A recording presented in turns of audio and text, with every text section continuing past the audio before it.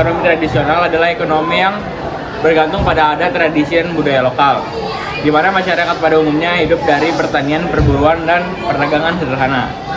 Kelebihan ekonomi tradisional: 1. Tidak ada monopoli kekuasaan karena pemerintah tidak campur tangan. 2. Sistem barter menciptakan kerukunan, kepedulian, kejujuran yang tinggi. 3.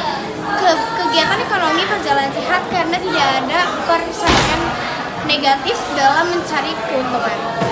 Beberapa kelemahan ekonomi tradisional adalah efisiensi rendah, menggunakan teknologi sederhana yang kurang efisien dibandingkan dengan metode modern.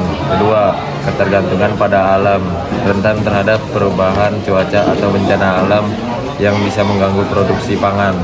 3. Tidak ada surplus, produksi hanya untuk kebutuhan sendiri sehingga tidak ada surplus untuk perdagangan atau penyimpanan.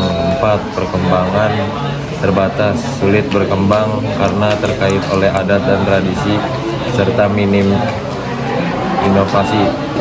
5. Minim spesialisasi, kurangnya pembagian kerja menghambat pertumbuhan dan perkembangan ekonomi yang lebih kompleks. 6. Terisolasi, umumnya terbatas pada lingkup lokal dengan sedikit atau tanpa hubungan dengan ekonomi luar. Ciri-ciri ekonomi tradisional. Yang pertama, belum terdapat pembagian kerja. Kedua, pertukaran dilakukan dengan barter dan belum mengenal uang. Ketiga, tingkat teknologi amat sederhana dan jumlah produksi rendah. Keempat, jenis produksi ditentukan oleh kebutuhan. Kelima, masyarakat tidak mau menerima pembaruan. Keenam, alam adalah sumber kehidupan dan kemakmuran. Contoh negara yang mengatur. Beberapa negara yang masih mempertahankan atau melindungi aspek ekonomi tradisional di beberapa wilayah atau komunitas mereka adalah: yang pertama adalah Bhutan. Bhutan merupakan kebijaksanaan pembangunan yang fokus gross national happiness atau kebahagiaan nasional bruto, yang mempertahankan nilai-nilai tradisional termasuk ekonomi tradisional berbasis pertanian dan kerajinan lokal. Kedua, ada Fiji. Di beberapa wilayah Fiji, masyarakat adat masih menjalankan sistem ekonomi tradisional yang bergantung pada pertanian, subsisten, perikanan, dan barter. Yang ketiga, ada Indonesia.